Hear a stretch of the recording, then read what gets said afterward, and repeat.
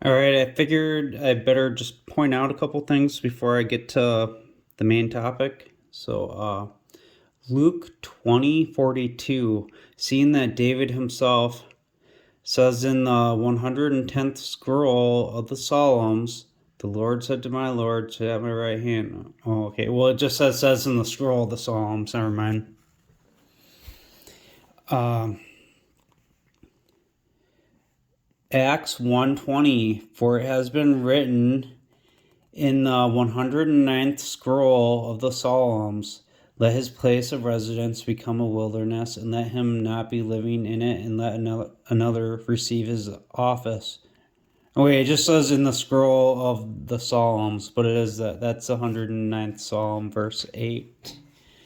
Uh, so here we are in chapter 13 of Acts. So this is Paul's, he rose up and he's signaling to them, men of Israel, those revering God, listen. He talks about, taking them out of, Egypt and, giving a whole little history lesson, and then, destroying and having destroyed 7 nations in the land of Canaan.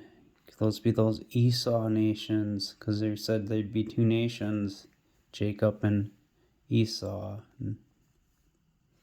But, and we know how Jacob has more than one nation. So wouldn't Esau be 2? Duh. And after these things, he gave judges for about 450 years until the prophet Samuel, and then afterwards. So God gave them Saul and the son of Cis out of the tribe of Benjamin for 40 years. But then he took him out of the way, and he raised up for them David for king, having given testimony to him. He also said, I found David the son of Jesse, a man after my own heart, who will carry out all my wishes.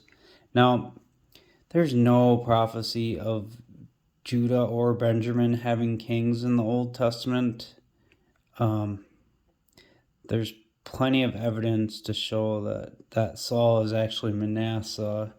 When you study it out, I'm not going to really get too deep into that in this video because that's not the main topic of it. But, like Genesis 49, speaking on last days prophecies, it mentions Benjamin will be like a ravenous wolf, and then about Judah, the scepter won't depart from them until Shiloh comes.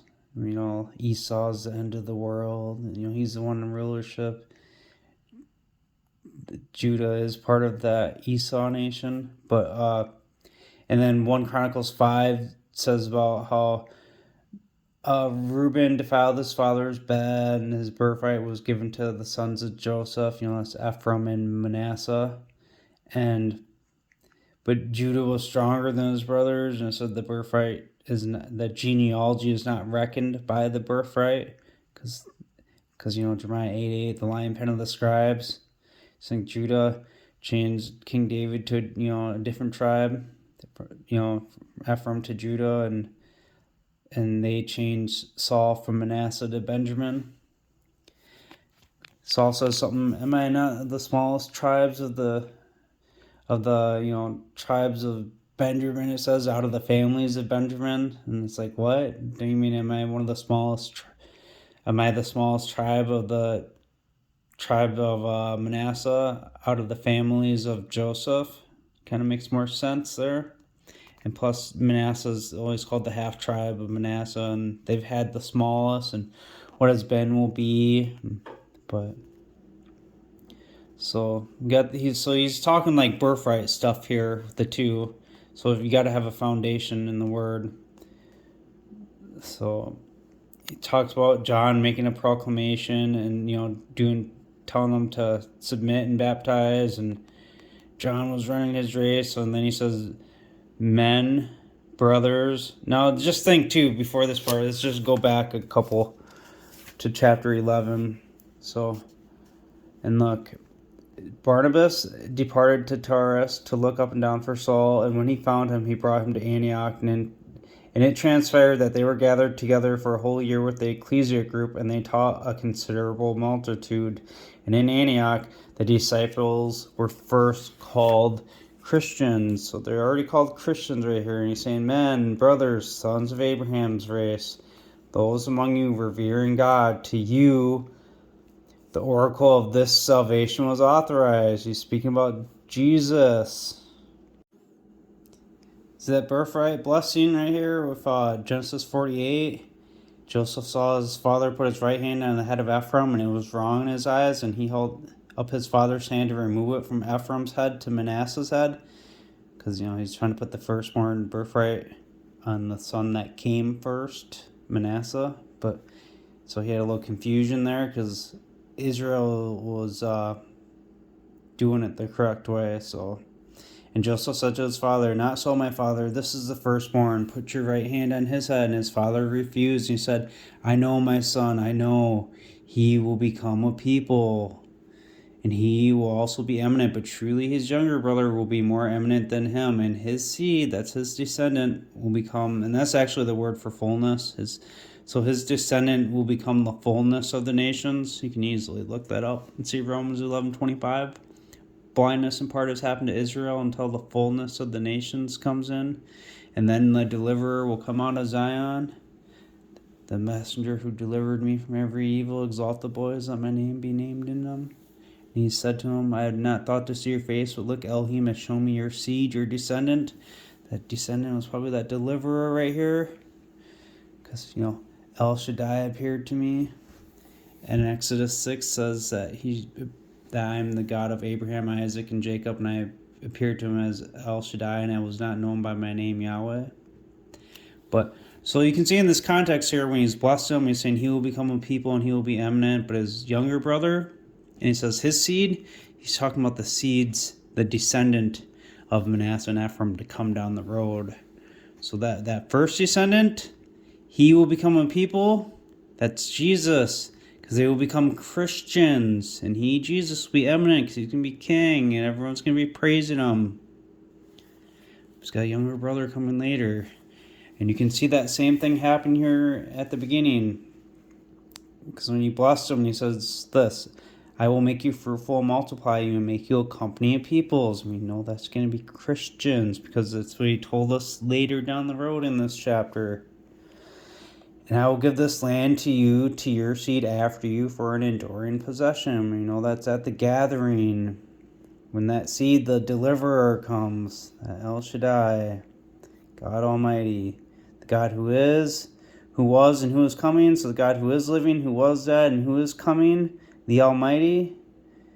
And, he finally arrived when John heard the voice behind him in Revelation 1. Because this... in Revelation 19, the testimony of Jesus is the spirit of prophecy. And Jesus said, he comes with the clouds, and all eyes will see him, and those who pierced him. And that him and he is that spirit of prophecy. And it's the same testimony Jesus gave in Matthew 24. And now your two sons, Ephraim and Manasseh, who were born to you in the land of Egypt, before I came to you into Egypt, they are mine. Like Reuben and Simeon, they will be mine. So speaking of Ephraim and Manasseh, and your children whom you father after you will be yours. That's Ephraim and Manasseh, shall be called after the name of their brothers and their inheritance. Their inheritance is when they get that land, when they're all gathered and back there. And, it's a process of that happening. But in between their brothers being, fruitful and multiplying, becoming the company peoples, and him becoming a people, they're Christians. So Ephraim and Manasseh being called after the name of their brothers, their Christian brothers, they are called Christ. And Manasseh comes first, then Ephraim. Just like in here, because the confusion Joseph had. Manasseh's the firstborn because, he's the older one. He came first. Jesus is coming first too to become a people, Christians. He's going to be eminent. And like he said, let my name be in them. So Paul's giving them a little history lesson and teaching them. So you sons of Abraham's race and those among you revering God, to you the oracle of this salvation was authorized. For those living in Jerusalem and their rulers were ignorant of this man, yet they fulfilled the voices of the prophets that are read every Sabbath when they sentenced him. And at nobody finding a cause of death, they begged Plotty to do away with him. And when he had finished everything having been written concerning him, they took him down from the tree and laid him in a memorial tomb. But God raised him up from the dead, and who was seen by over many days by those who have came up with him from Galilee to Jerusalem, who are witnesses of him to the people. So they're giving them the gospel. This is how Jesus is becoming eminent, and they're becoming, Christians. And look, I'm going to go up to Acts 15 just quickly just to show you something. So verse 14, and Simon has related how God first visited the nations to receive out of them a people for his name. So he's coming there to make Christians out of the people for his name, Jesus. But I can go back to that. So you just talked about him being raised from the dead, okay. And we declare to you good news. The promise was made to the fathers. That God has fulfilled this to their sons. For us raising up Jesus, as it has been written in the second Psalm. What? They never write that way. How come they don't put the 109th Psalm, the 110th Psalm? They didn't do it in any other spot. We're going to have to examine that quickly.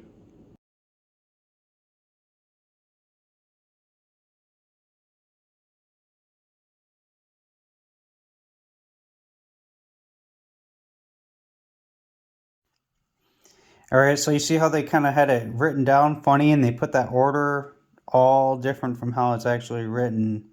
And you never see them writing like the second Psalm, the fifth Psalm. Moses technically would have wrote the first Psalm, and the Psalm that they give him credit for is Psalm 90. So do you really think that the Psalm that we know in order today as, the second Psalm, you really think that would have been the second Psalm if it wasn't for the cover-up? Acts 13:32. And we preach the gospel to you, the promise having been made to our fathers. And that's, when he appeared to Abraham, Isaac, and Jacob as El Shaddai, but he wasn't known as his name, Yahweh. Well, that promise passed on from one seed to the next. So it went from, Abraham to his son, Isaac, and then to his son Jacob. And then Jacob adopted Manasseh and Ephraim.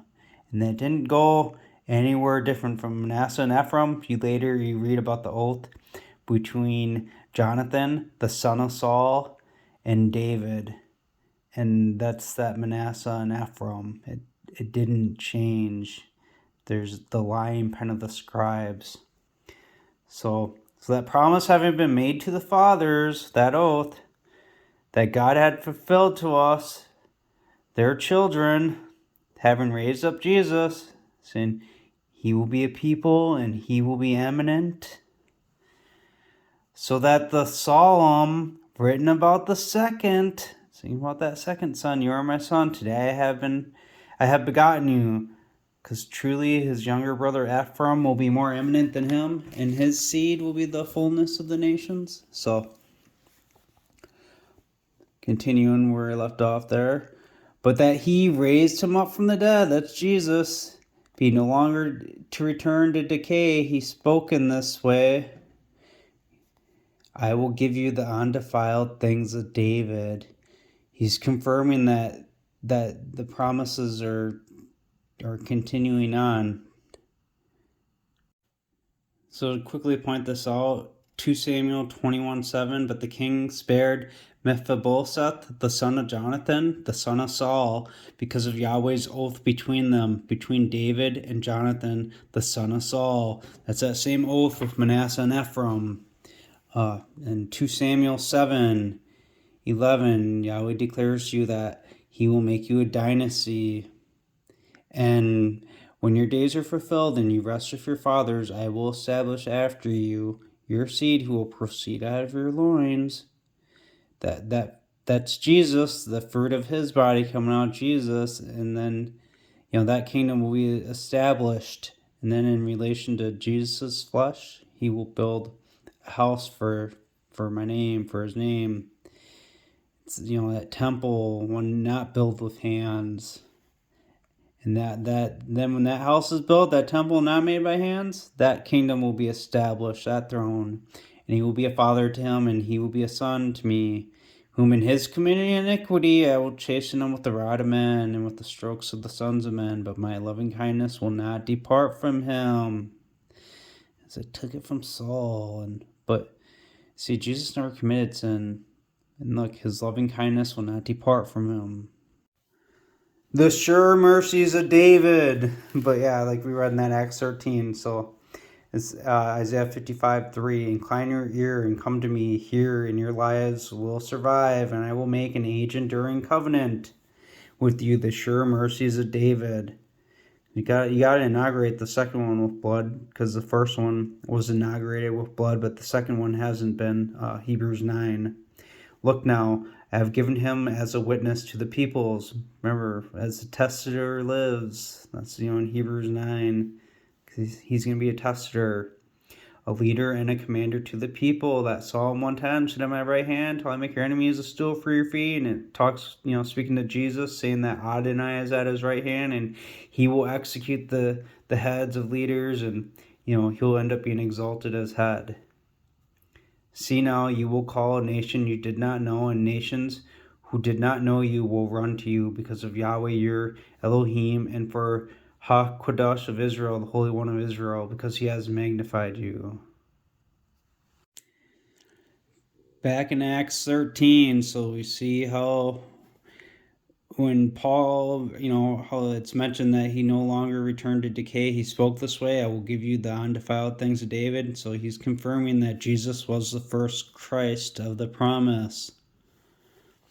So he says in another as well. That Psalm that's in italics, it's actually not there, because he's saying in another as well, because he's speaking about that second Christ, the Ephraim seed. You will not allow your appointed one to see decay. Now, where people could get confused on this, this is from Psalm 16, and it's also something quoted in Acts 2, so we'll go to that. All right, Acts 2, we'll start 22. Men Israelites, hear these words. Jesus the Nazarene, a man made known to you by God through works of powers and wonders and signs that God worked through him in your presence, as you yourselves know. So it's doing the same thing. He's giving the gospel, telling them about Jesus. This one marked out counsel and foreknowledge of God, delivered up, having taken by evil hands, you crucify and put to death him whom God raised up, having released the pangs of death, because it was not possible for him to be held by it. For David speaks about him, I saw the Lord before my face through every event, that he was at my right hand, that I should not be shaken. My heart rejoiced on account of this, and my tongue rejoiced exceedingly, and my flesh will tabernacle in hope, because you will not abandon my dead body in the grave. Here we go, that's that first fruit of the loins. His flesh will tabernacle in hope. Think Yahweh, the hope of Israel, like Jesus said in John 7:38. Out of my belly will flow rivers of living water.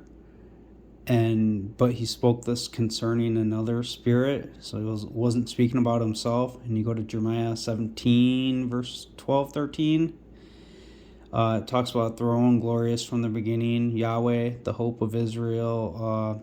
All who forsake you will be written in the ground. See, because Jesus' job is to build the house for his name, because he's going to be the tabernacle of Yahweh. So he's rejoicing because he's doing his mission, because he's going to set apart the Ephraim seed, and he knows he's not going to abandon his dead body in the grave. Nor will you allow your appointed one to see decay. That's the one that's to come after. Because look, he even says here, as he says in another as well, you will not allow your appointed one to see decay. So that appointed one isn't going to see decay. You got the two of them hidden right in plain sight in that Psalm 16. You made paths of life known to me, and you will fill me with exuberance with your countenance. Men, brothers, it is permitted to speak with plainness to you, considering the patriarch David, that he both died and was buried, and his sepulchre monument is among us until this day. Therefore, being a prophet, knowing that God has sworn to him with an oath.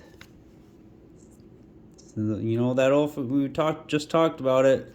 So out of a fruit of his loins, in relation to the flesh, so in relation to the flesh of that fruit that comes out, in relation to the flesh of that fruit, Jesus, in order to raise up the Christ to sit on his governmental seat. Because that one on the fruit of his loins, the government is established. That's why he's raising up another to sit on his governmental seat that was established for him. He, foreseeing this, spoke of the resurrection of the Christ. No. So that his dead body was not left in the grave, nor did his flesh see decay. See how he wrote it differently here? And so he didn't say your appointed one. He's talking about how that the first one coming was set up to set up the kingdom for, to set apart the second Christ. So, because he wrote it different, he's glorifying Jesus here. He will be eminent, like it says in Genesis 48 when speaking of Jesus. So, giving him his due. Psalm 69, for this reason my heart is glad and my glory rejoices, and my flesh will rest in hope. Even though, he's going to be killed and all that. For you will not abandon my dead body in the grave. That Jesus isn't. Nor will you allow your appointed one to experience corruption. That's the house you would build. And then see how he kind of wrote it different though the second time? And the other two times that you see it in Acts, it's written the right way, your appointed one. So, and it kind of points you to Hosea 6 also. Come and let us return to Yahweh, for he has torn us, but he will heal us. He has struck us, but he will bind us. Bind up the testimony, it makes me think of. But after 2 days, he will revive us. On the third day, he will raise us, and we will live before his face. You see it saying us, because it's not one, it's Manasseh and Ephraim. Isaiah 8:16, bind up the testimony, seal the law among my disciples. And yeah, I know it's speaking about the other one. To the law and the testimony, if they do not speak in agreement with this oracle, then there is no light of the morning for them. Just to go back to Acts 2 where we were, so in verse 32, this Jesus God raised up, of which all of us are witnesses, therefore having been exalted at the right hand of God, receiving the promise of the Holy Spirit. It's a set apart spirit from the Father. That's the one he's going to authorize to from beside the Father, John 15:26. And, part of the promises too, the two coming, and then, because he was just talking about raising up the fruit of, out of his body. So, he poured out this that you now see and hear. For David did not ascend into the heavens, but he himself says, the Lord said to my Lord. And that my Lord is the one they're talking about. Sit at my right hand until I bend down your enemies as a footstool for your feet. Assertedly, therefore, let all the house of Israel know that God has made the same Jesus whom you crucified, Lord and Christ. Because they're just speaking about Jesus, and how David, how he would have a fruit of his loins, that fruit being Jesus, and in relation to the flesh, of that fruit, Jesus, to raise up the Christ, to sit on his governmental seat, because he's already on the governmental seat. That's why they said that the Lord said to my Lord, that the Lord is that Christ that's going to be raised up to sit on his governmental seat, the my Christ, my Lord governmental seat.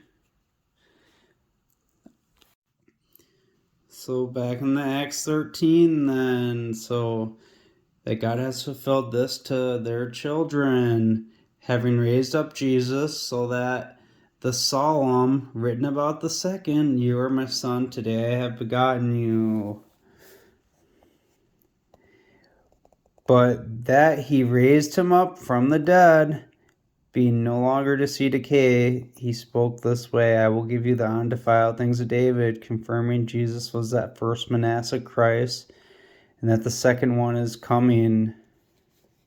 So he says in another as well, you will not allow your appointed one to see decay. It's telling you there's going to be another death and resurrection, the same stuff they're preaching to him about how Jesus died and was resurrected. For David, having served his own generation through the will of God, fell asleep and was added to his fathers, and he saw decay, but he whom God raised up did not see decay.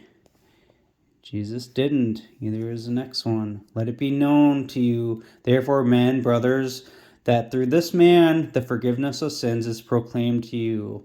From all things by which you were not able to be pronounced righteous in the law of Moses, everybody believing in this one is pronounced righteous.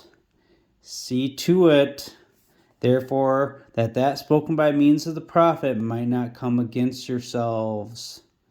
See, because that second one's coming. That's why he's warning that something could come against you, but because Paul doesn't even quite know when it's going to happen.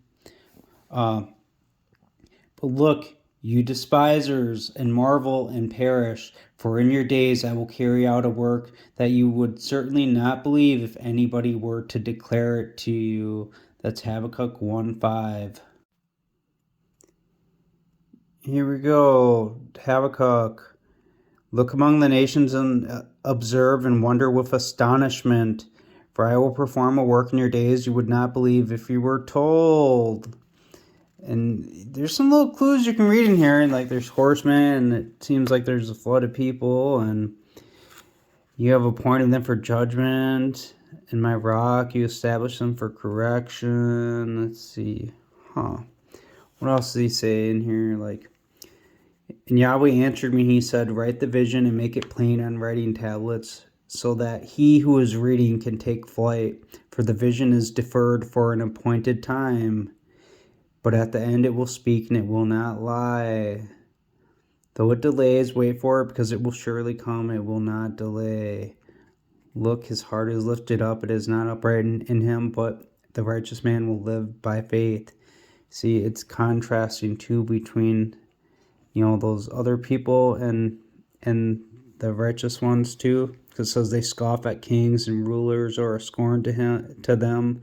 They scoff at every stronghold. So I'm not going to go too much detail in here, just pointing out a couple little things. Woe to you who say to wood, awake, to dumb stone, arise. They look, this will give us teaching. Look, it is laid with gold and silver, yet there is no breath in it whatsoever. But Yahweh is in his appointed temple. Let all the earth hush and keep silence before him. Now think, Jeremiah, I forget the exact chapter. I think it's 5:14 maybe. Talking about, I've made your words fire in your mouth, and these people wood. Say to wood, and dumb stone. Whatever, to the wood, awake and arise. This will give us teaching. See, people are going to the people that aren't the prophet for the teaching, and they're not going to learn this stuff without him.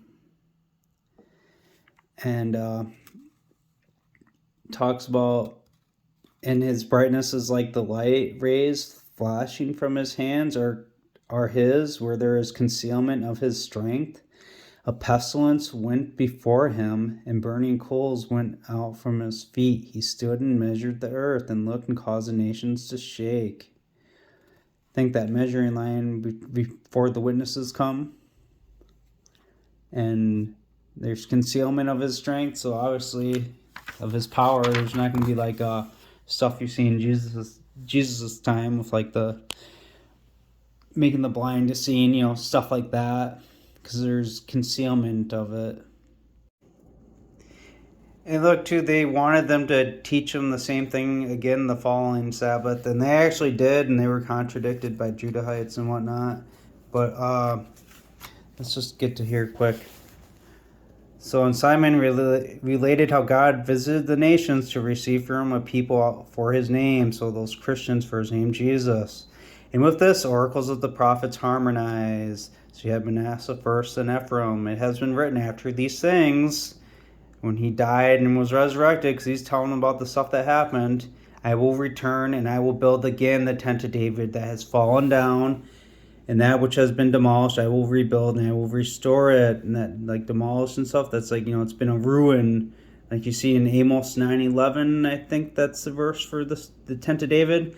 Well, it also mentions in previous chapters the ruin of Joseph. That's Manasseh and Ephraim.